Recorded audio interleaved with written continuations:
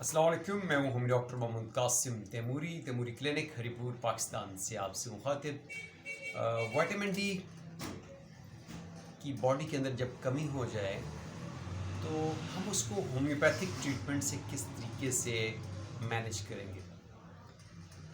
तो सुबह जब मैं विटामिन डी के ऊपर कुछ स्टेटस लगाया और कुछ बातें की तो कुछ दोस्तों ने कहा कि होम्योपैथी में विटामिन डी डेफिशिएंसी की मेरे पास कौन सी मेडिसिन है। तो दोस्तों इसमें यह है कि जो हमारी बॉडी में मिनरल्स, वाइटामिन्स जो हमारी बॉडी के सेलुलर स्ट्रक्चर के लिए, बॉडी मेटाबॉलिज्म के लिए,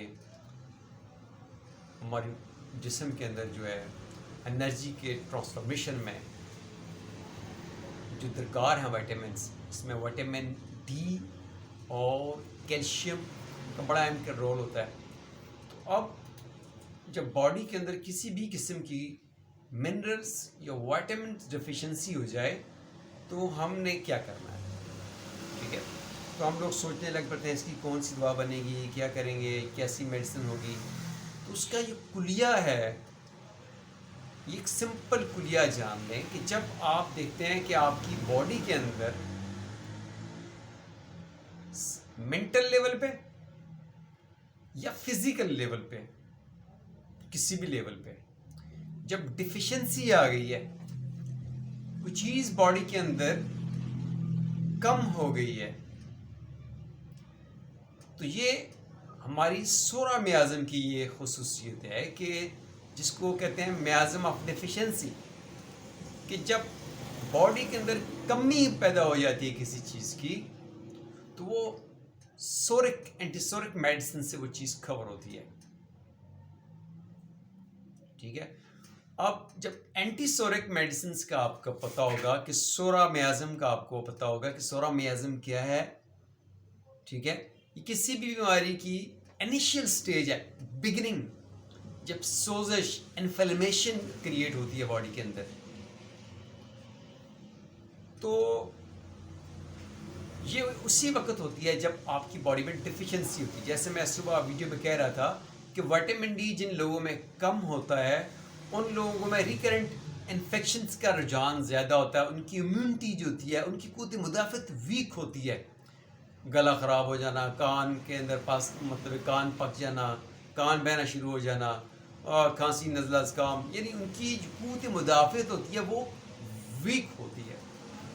अब इसको रिसर्चर ये भी कहते हैं कि जिन लोगों को कोविड हुआ, कोविड के दौरान ये कोविड भी उन्हीं लोगों को इफेक्ट किया जिनकी बॉडी में पहले से डिफिशिएंसी चली आ रही थी, जिनकी बॉडी में विटामिन्स की कमी थी, किसी भी लेवल पे उनकी बॉडी के अंदर कमी थी, वो सोरिक स्टेट में थे।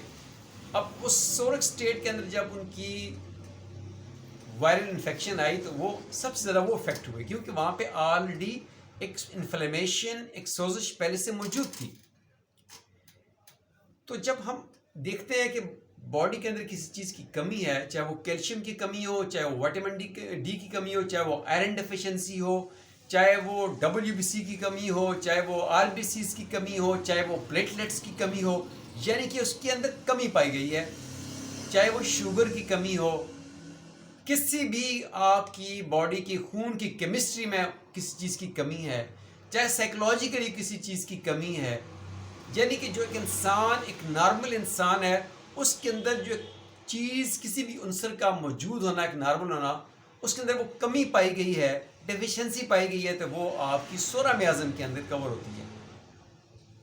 तो हमें पता होना चाहिए कि एंटीसोरिक रेमेडीज कौन कौन सी हैं, ठीक है। जैसे कि तमाम होम्योपैथ डॉक्टर्स जानते हैं कि सबसे जो अच्छी एंटीसोरिक मेडिसिन है हमारी होम्योपैथी में, जो बहुत सारी मेडिसिन है जो at a time antipsoric, antipsychotic हैं, एंटीसिफ्लेटिक हैं। जैसे कि आप देखें लाइकोपोडियम तमाम मियाज़म्स को कवर कर रही होती है, सल्फर है, आर्सेनिक है। तो मैंने एक चीज़ देखी है कि जितनी भी बॉडी के अंदर डिफिशिएंसीज जब आती हैं तो ये डिफिशिएंसीज जो होती हैं इसमें माइंड सिम्टम इतनी वाज़ेह नहीं होती हैं डेफिशिएंसी में, डिजनरेशन हो रही होती है या डेफिशिएंसी हो रही होती है, तो वहाँ पे मिनरल किंगडम की मेडिसिन जो होती हैं वो हाईली इफेक्टिव होती हैं। प्लांट किंगडम भी आती है लेकिन मिनरल किंगडम भी आती है। तो इसको आपको पहले तो पता ये होना चाहिए कि ये जो मेडिसिन है, ठीक है, आपके इल्म में मेडिसिन का मुकम्मल इल्म होना ज़रूरी है। ये मेडिसिन प्लांट किंगडम से है, मिनरल है, नसोड है, कौन सी सोर्स से ये मेडिसिन तैयार की गई है, ठीक है। फिर जब आपको ये पता होगा कि ये मेडिसिन किस किंगडम से है, तो आपको ये भी पता होगा कि इस मेडिसिन का किस सिस्टम के ऊपर जो है ये जाके बॉडी के अंदर काम करती है, वर्क करती है। ये नर्वस सिस्टम पे काम करती है, डाइजेस्टिव सिस्टम पे काम करती है, ये लिम्फेटिक सिस्टम पे काम करती है, या एंडोक्राइन सिस्टम पे काम करती है, या एक्सोक्राइन सिस्टम पे काम करती है, किस ऑर्गन के ऊपर काम करती है, ठीक है, और किस मेडिसिन के अंदर किस किस्म की माइंड सिम्टम्स पाई जाती हैं, ठीक है, वो मेडिसिन जो है किस किंगडम से तलक रखती है ये, और किस म्याज़म से वो तलक रखती है, किस किस म्याज़म को वो मेडिसिन कवर करती है। जब ये इल्म हमारे पास होगा तो हम उस मेडिसिन को एज ए टूल और उसको एज ए रेमेडी तभी अच्छा इस्तेमाल कर सकेंगे, वरना वो मेडिसिन हमारी शेल्फ में पड़ी रहेगी, हमें उसका पता नहीं होगा कि ये मेडिसिन जो है किस काम के लिए है। हमारी एक मेडिसिन जो है उसके मल्टीपल पर्पज़ हैं, बहुत से उसके मकासद हैं। जब उसका यूजेज आपको सही पता होगा, कब कहाँ किस वक्त किस कंडीशन में किस स्टेट के अंदर किस बीमारी के अंदर किस डिजीज़ के अंदर हमने रिकमेंड करना है, एडवाइस करना है, किस मेडिसिन के आगे किस मेडिसिन के पीछे उसको देना है। तो ये इल्म होना, मेडिसिन का इल्म होना, मटीरिया मेडिका का इल्म होना हमारे लिए ज़रूरी है। और ये तभी होता है जब हम रियाज करते हैं, जब हम मटीरिया मेडिका को, रेपेट्री को, फ़िलासफ़ी को हम पढ़ते हैं, प्रैक्टिस करते हैं। ये प्रैक्टिस हमारे इल्म में, तजर्बे में इजाफ़ा करती है, हमारे मुशाहिदे में इजाफ़ा करती है। तो ये हमारे स्किल्स दिन दिन पॉलिश होते हैं। जब हम कॉम्बिनेशन प्रैक्टिस जो लोग करते हैं, ना उनका एक्सपीरियंस बढ़ता है, ना उनका नॉलेज बढ़ता है, ठीक है, ना उनका जो है कॉन्फिडेंस बढ़ता है, ना उनका एक्सपोजर बढ़ता है।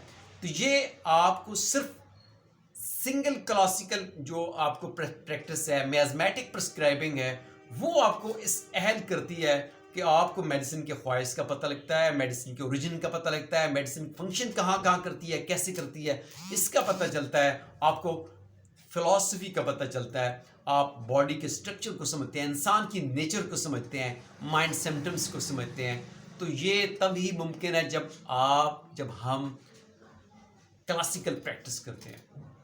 कॉम्बिनेशंस आपको अपाच बनाते हैं, जबकि सिंगल रेमेडी प्रैक्टिस टोटलिटी के ऊपर जो आप मेडिसिन प्रिस्क्राइब करते हैं, मेडिसिन की हिस्ट्री के ऊपर, मेडिसिन की उसकी मरीज़ के एहसास, जज्बात, उसकी फैमिली मेडिकल हिस्ट्री, उसकी पास्ट मेडिकल हिस्ट्री, उसकी एनवायरमेंटल हिस्ट्री, उसकी प्रोफेशनल हिस्ट्री, उसकी माइंड स्टेट, उसके एहसास, जज्बात, ख्यालात, ये सब चीज़ें जब आप नोटिस में आती हैं, मुशाहिदे में आती हैं, फिर जो मेडिसिन आपकी बनती है वो उसके बिल मिसल जो अब आप उसको देंगे तो वो उस पर वर्क करेगी।